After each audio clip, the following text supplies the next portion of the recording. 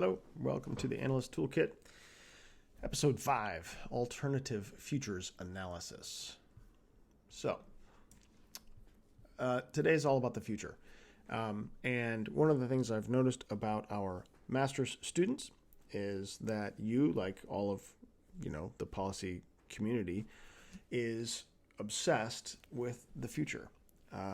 Whether it's predicting what the adversary is going to do, whether it's predicting the evolution of NATO and the transatlantic alliance, whether it's, trying to figure out climate change's impact on international relations, right? All the money is in what's going to happen next. So, today's toolkit is just one simple tool, but I think really provocative and powerful tool to help us get some kind of, grip, leverage, analytical leverage on the future. And so briefly, before we get to the exercise, I will just talk a little bit about, reasons why we are trying to predict it, the debate about how well we're actually able to predict it, and just, foreshadow the two choices are badly and not at all. And then just a quick rundown of ways that we attempt to predict the future. And then finally, we'll get into our actual tool building portion of the show, where I'm going to walk you through what people call an alternative futures analysis. There are a ton of different ways to do scenarioing, if that's a word. And this is just one of them that I read about a long time ago and have kind of always liked since then. So first up, why predict the future?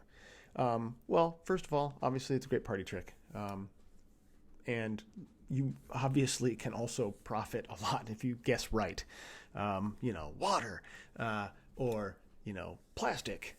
Thinking of movies here. What's the next big thing? Pet rocks, the internet. If you make smart bets on the future, you, my friend, will be rich. Or maybe you'll just be safe, like whoever bought up a whole bunch of masks and hand sanitizer a while back and moved to, West Virginia or the mountains in Idaho was thinking smart about the future. So obviously those are fun reasons, but policy making really is about making assumptions about the nature of the future. You just cannot make a plan without simultaneously making a set of assumptions about the future.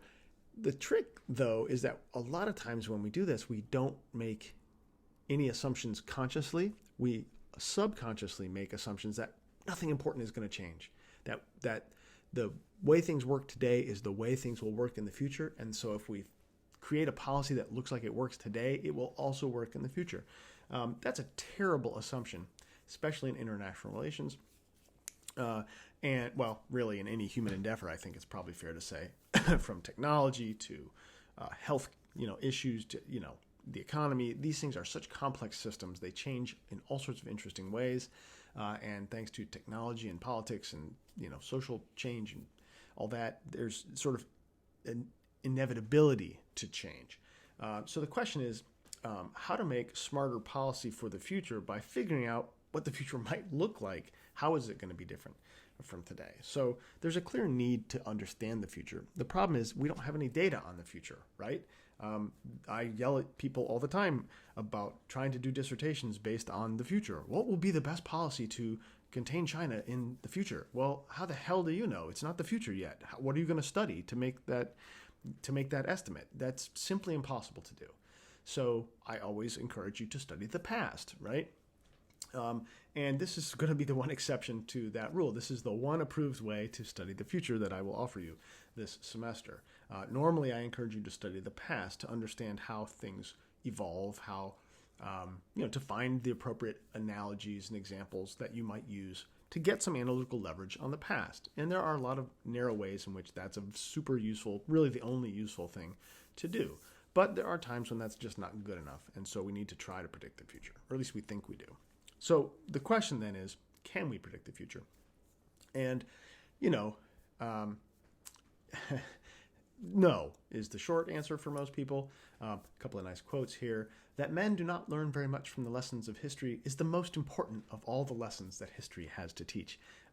Irony, people haven't even learned that lesson, right?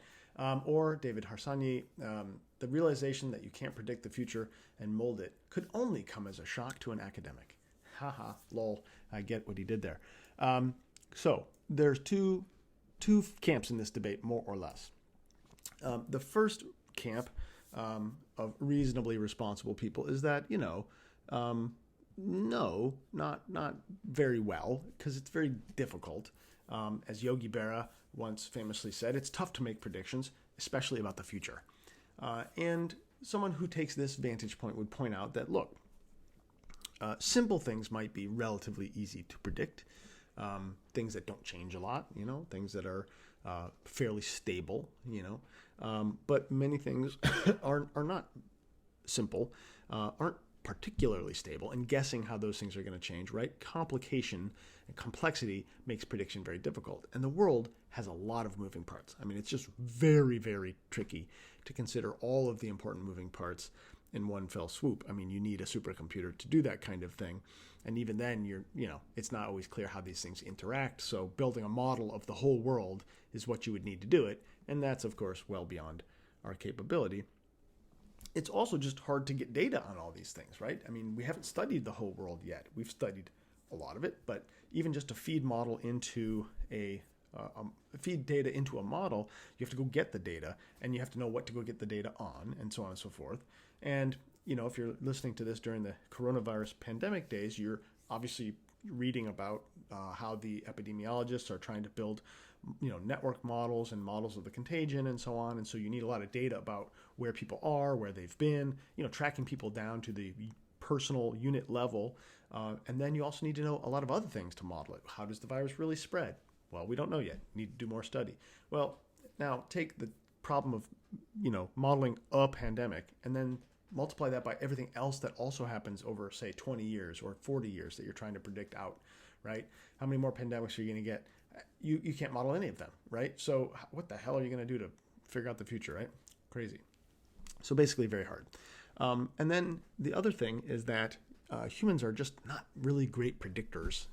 We get in our own way. Even if we have tools and have models, we have trouble, and we've sort of talked about this probably in other ways, but our various predispositions and values and biases and heuristics tend to make us bad at prediction. Even when we have data, we tend to let our values rather than the facts drive predictions. We're very bad at handling statistics and probability.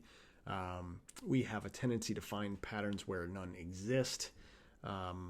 Something that sometimes gets called the sharpshooter's fallacy. You see three dots clustered near each other and you assume there's a reason for it. Well, it could just be random.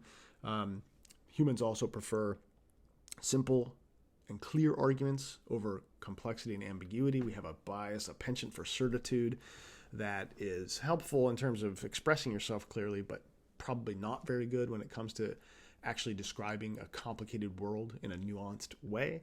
And so, for a lot of reasons, even if it were possible to predict the future in an objective sense, humans might be the wrong people to do it.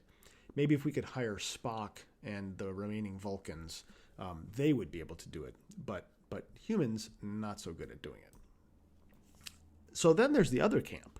And the other camp says, forget all that. It's actually impossible to say important and meaningful things about the future. And I think of this as the Nassim Taleb line of argument. He's the guy who wrote this famous book, The Black Swan, about black swan events that are these kind of really big outliers, like, coronavirus. And this line of thought argues that really humans can't do much better than blind luck at predicting important futures out more than a little bit of time. And the first argument for that is actually a slam on my preferred strategy of telling people how to do their work, which is their argument is that history is actually mostly irrelevant to predicting the future. So we don't have any data to predict the future. So, the argument here is that, sure, you could use historical data to predict unimportant things, like the United States has existed for X hundred years. I predict it will exist next year. Okay, not much of a stretch, and you use historical data, and that gave you some confidence, right? But does that mean the United States will exist in 50 years? Is your historical data appropriate to that challenge?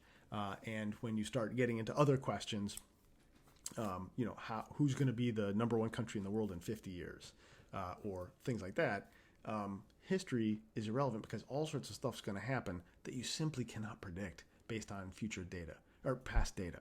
So, coronavirus, hard to predict when that's going to happen. You can look at history and go, well, there's pandemics, but you can't predict the next specific pandemic or how big it's going to be, right? So let me read you a quote from Hegel. Rulers, statesmen, nations are wont to be emphatically commended to the teaching which experience offers in history. But what experience and history teach is this, that people and governments never have learned anything from history or acted on principles deduced from it. Each period is involved in such peculiar circumstances, exhibits a condition of things so strictly idiosyncratic, that its conduct must be regulated by considerations connected with itself and itself alone. So Hegel's notion, and I don't recommend going to read Hegel because that sounds painful, but Hegel's point is, look, the factors that drive any historical era to look and feel the way it is are so peculiar to that era that looking at the past to help predict it is really going to be impossible. And, if you do kind of like a 200-year or 100-year even, sort of jumping back in time and try to predict what the world's going to look like 100 years from now, and doing that, boy, is that going to be tough to do. And so, I think that's kind of the point, which is why would you try to learn from it? What are you going to learn from, history, like in that sense, right? Another argument on this score is the black swan, and I'll read you a quote. And again, these quotes are in the slides, so don't rush to copy them down. But here's Nassim Taleb. I don't particularly care about the usual. If you want to get an idea of a friend's temperament, ethics, and personal elegance, you need to look at him under the tests of severe circumstances, not under the regular rosy glow of daily life. Can you assess the danger a criminal poses by examining only what he does on an ordinary day? Can we understand health without considering wild diseases and epidemics? Indeed, the normal is often irrelevant. Almost everything in social life is produced by rare but consequential shocks and jumps. All the while, almost everything studied about social life focuses on the normal, particularly with bell curve methods of inference that tell you close to nothing. Why? Because the bell curve ignores large deviations, cannot handle them, yet makes us confident that we have tamed uncertainty. Its nickname in this book is GIF, Great Intellectual Fraud. Now, Nassim Taleb is an angry man whose main preoccupation appears to be getting in fights with people on Twitter, because he thinks that anyone who uses traditional social science methods to study the world is an idiot. And he's not shy of saying so. And I think he's right and wrong.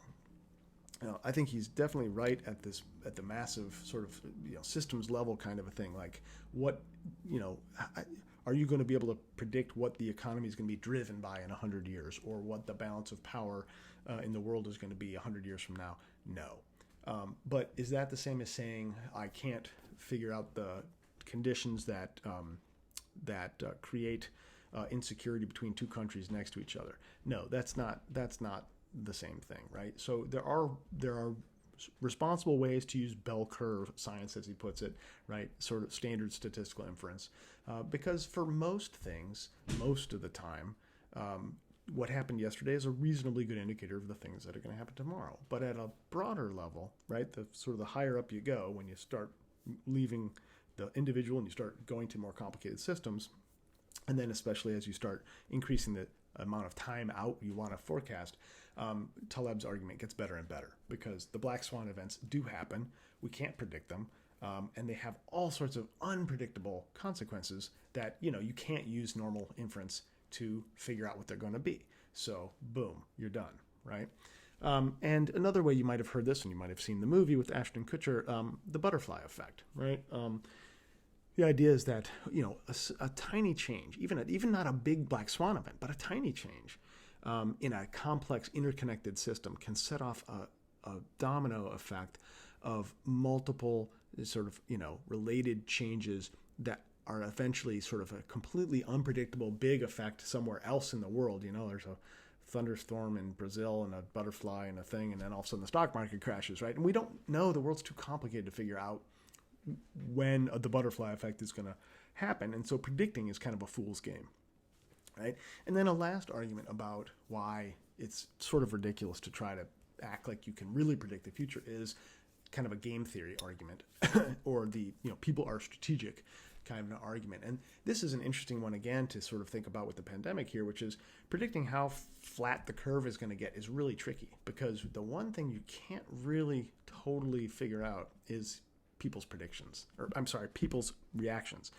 So, we all get scared, we all run and hide, and then the original prediction is changed. Right? The worse the original prediction, the more people run and hide, and then the less bad the actual outcome is. So your prediction was bad, right? So and that's just one example. Other things are, what's China going to do if we do this and if they do that, and right, you just really can't figure out other people's strategies because you don't know, everything about their intentions, their goals, and so on. So it's very difficult to actually model, the adversary's behavior. So all sorts of reasons that actually predicting is not just difficult, but impossible at a certain level. So, okay, fine. Who's right? I would say that I'm somewhere, between the two. Again, for I think some things, you can do a little bit of predicting that is relatively safe, and as long as you're not trying to see too far out. But it's also true that when you look at, predictions that our own government has made, say the military has made about the international arena, like, for example, since the birth of nuclear weapons, people have been arguing that there are going to be 30 nuclear weapon states within a few years. You can actually go back 60 years or 70 years now and see the same quote basically every few years. Somebody will say it again. And it's never been true. Like, it's never happened. And yet we keep predicting it. So we're terrible at predicting. Like, experts are essentially no better than chimpanzees at predicting these things, right? I mean, it's like trying to predict the stock market. You kind of know it's going to go up, but you can't predict any stock, really, right? For more than a minute or two. And so, you should be skeptical. At the same time, there have been some interesting developments with the prediction markets and like the Good Judgment Open project, where you can go, learn to be a super forecaster. And, it turns out that with some effort, you can get better at using information to make guesses about the near future anyway. But in terms of, how well can we predict the somewhat more distant future, 5, 10, 15 years, I would say we're pretty bad.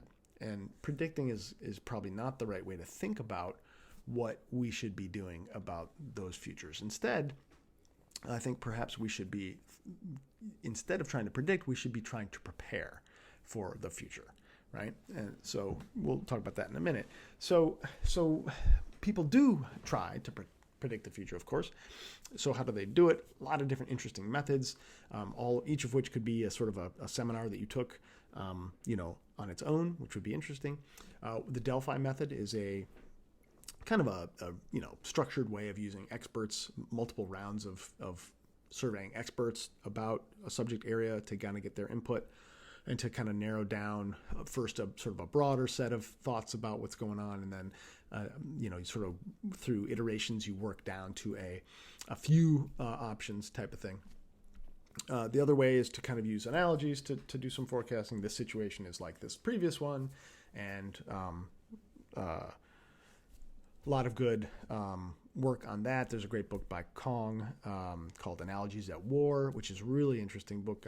I often have this class read about how leaders use analogies in wartime to try to predict, the best course of action based on, what situation we're in right now. How does it look compared to things previously, and what did people do to get out of those scenarios? I think that's probably the most common way individual humans do this is, what should I do? And you basically look around for an analogy that looks close enough that you could use it, to make a decision.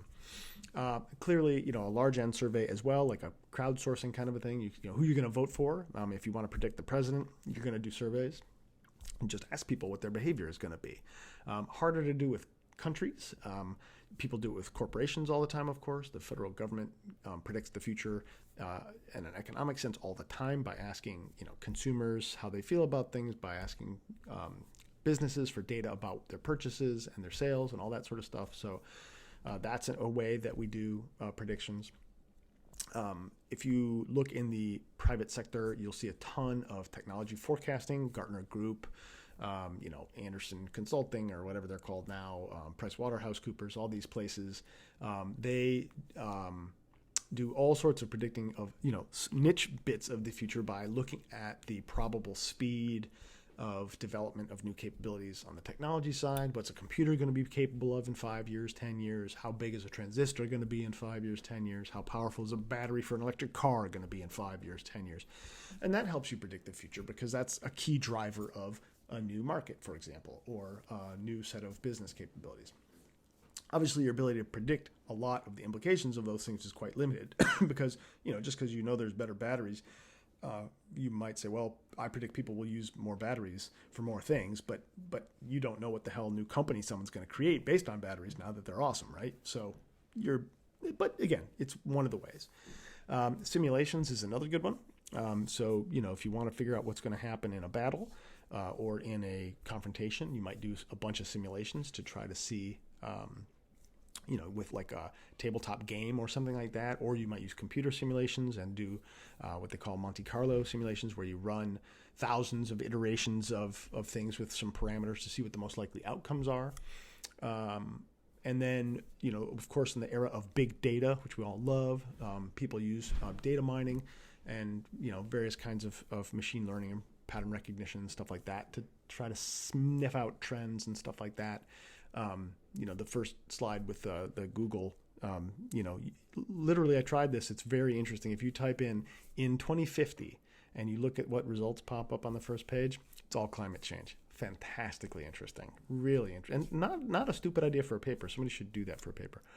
And then the last one that we're going to try is scenario generation. And it's less about predicting the future than about trying to put some arms around what possible futures might be.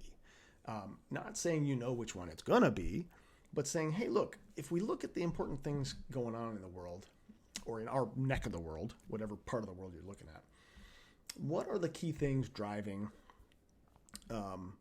this thing I'm interested in? And what are given how those key indicators could go, if they go faster, slower, whatever, have a big impact, have a small impact, what different kinds of futures could we wind up in? And then that's helpful because if you're a policymaker, obviously you can't predict the future, no one's good enough for that. But preparing for the future, we could do. The question is, what should we prepare for? And that's what scenario generation is all about. And so just to prove to you that people do this in the real world and actually get paid real money for it, and I have half a mind to quit my day job and go do this job because I think this is so fascinating. But the Office of the Director of National Intelligence issues a report every couple of years called Global Trends. It always used to have a year on the end of it. So the last one that had a year on it was, I think, 2030, and that came out a few years ago. So it was called Global Trends 2030, and the idea was that sort of gave you the timeline sense of what they were looking at. It was usually about 15, 20 years out or something like that. But now they've we don't want to put a year on it. So I think it's every 4 years. Okay. So, and their idea is what are all the big drivers of international affairs? And, certainly have an eye on security stuff, but sort of international affairs. And how are those things likely to interact over the next, 20 years or so, I think is usually what they kind of do. And then they sort of, through a lot of discussion with experts on all these different areas, they then come up with some plausible scenarios. And in this one, they have three scenarios, and they call them islands, orbits, and communities that sort of give you a sense of three different ways that nations might interact, how they might be organized, what the liberal international order, in a sense, might turn into over the sort of mid-future, I guess you might say. And they identified those by saying, hey, here's our drivers, and if they go this way, then we might end up with islands, and if they go this slightly different way, we could end up with orbits, and if it goes this other way, we might end up with communities. And, there's nothing magic about three. They picked three because that's, I guess, what they felt compelled to do. the report itself says that they could have come up with any number of scenarios, but the goal isn't to look at all the possibilities. It's really more to examine the most useful to you, for whatever definition you have of the word useful, most plausible scenarios that are of interest to you. So given, our decidedly crap, track record of predicting the future, the goal here isn't to predict which one of the scenarios is going to be true, or to even suggest that you've guessed exactly what the world's going to look like, but it's instead to help you think about futures that could be, and then for each of those possible futures, policymakers can come up with plans. So let's talk about how you would maybe do this, right? Because you're going to do this in your emerging threat memo, aren't you? Yes, you are. And you'll also practice it once this week in your Analyst Toolkit exercise. So the first step is to clearly define and frame your issue and your goals and your questions. So like in the example I gave, and which I'll pick up here in a minute, is, what about like Skynet? What's the role of AI going to be? Or what's the threat from AI to international security going to be in the future? So that would be my general issue, and I can work to narrow that down a little bit and hone it a little bit more tightly, so I can be so it's more useful than something that's super broad. You'll see how this goes. It gets, if you don't focus pretty well, this exercise can get away from you, because all of a sudden you have to talk about everything, which is too much. So once you've identified your focal issue, or in your case, your emergent threat, then you're going to brainstorm to identify just everything you think, every variable, basically, right? You're going to do an arrow diagram. What are all the things that are going to influence how that issue develops over a specified time period? So, pick a period of time, 20 years, whatever it's going to be. And different of your threats may be emerging on different timelines, so you're free to decide a somewhat different amount of time, but I would say give it enough time that interesting things will happen, and it's not going to be just like today. So otherwise, why would we do this? And I do recommend, in fact, I'm not requiring it here, but I do recommend that you actually arrow diagram, not just, a whole bunch of things with arrows just directed at your dependent variable or your factor, that your threat, but sort of trying to build a diagram that suggests how different trends are kind of related to each other, just so you get a sense of the complexity and how things are related. And that's important because in step 3, then what you're going to do, as we've kind of done before, as you're conceptualizing here, is that you're going to then group factors into buckets, right? So if you come up with a bunch of factors that are all sort of economic, you could maybe put them into an economic bucket if that's appropriate. And maybe there's a bunch of political things and you put them in a political bucket. Now that may not be appropriate, right? It may be that there are specific individual, factors that are really the most important things, and then that's fine, and you can separate those out. But the goal of this exercise is to list everything you think is going to matter, and then kind of rank them in your mind or on a piece of paper, and then pick the 2 that you think are the most critical drivers that are going to determine the future. And it's important when you do this that they're not the same, right? That they're not from the same bucket. That's the key thing, and that's why you're going to kind of bucket these things. Because if you pick, like, say, 2 political ones, and those things are very closely related, for example, then you're not going to have any variation, right? Your matrix isn't going to make any sense, because they're going to basically be measuring the same thing. You need to have 2 critical drivers that are measuring different things, right? And I think that'll become more clear as we keep walking through this. So once you have your 2 critical factors, then step 4 is to define the 2 ends of the spectrum for each of those critical drivers. So, low versus high, like if the economy does really poorly versus if the economy really does well, or if, event X happens versus event X does not happen, right? If everyone dies from the flu versus everyone doesn't die from the flu, that kind of a thing. Right? Or if technology development happens this way, or if technology development happens that way. So 2 ends for each driver. And then you use that, as we have done in class, to create a 2x2 matrix based on these 2 drivers and their 2 max and min values. And then, of course, the cool part is that you have to give each quadrant a kick-ass name, right? Because otherwise we're not playing if you don't have a cool name. So let me show you just a quick example from from the AI example that I started on your emerging threat assignment page, right? So the first thing I've framed the question as what threat will AI pose to global security in 2050? And key factors, just off the top of my head, global balance of power, global economy, technological change, sort of democratization and authoritarianism in the world, and then norms regarding AI usage for military purposes. And out of those, I've decided that technology change and norms about how AI should be used are the two most important things. And so then I have to come up with the values for each one. So for technological change, I think the key difference is either computers can or cannot replicate human intelligence, right? So if they stay below the replicating human intelligence line, that's my low end. And my high end is that by 2050, computers have surpassed human intelligence. Right? That's to me the Rubicon there, right? So that's why I've defined my drivers. Now you may define yours very differently, but that's how I've done this one, kind of a binary sort of a thing. And then my second one is about norms, and I've defined the low end of the spectrum there as no international treaty to restrict AI use for national security. That's one possible universe. The other end of the spectrum, sort of what I call high, is that a strong treaty exists to restrict AI use for security purposes, so that basically no country is trying to build its own little Skynet to fight other countries with, right? And so then the step 5 is to create a matrix, boom, and step 6, give each quadrant a name. And so here you can see I've set up my 2x2 matrix, and I have 4 scenarios. So scenario A is when I have no norms, no treaty, but computers haven't yet surpassed human intelligence, so I call that chaos rising, because we know they're still getting more powerful computers. They just haven't gotten terrifying yet.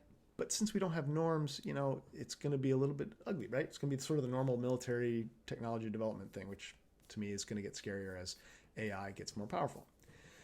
But scenario B is the really bad one, where we don't have a treaty. There's no norms that are shared on keeping AI out of security, and computers end up surpassing humans. And then all those books I've read through my whole life are true.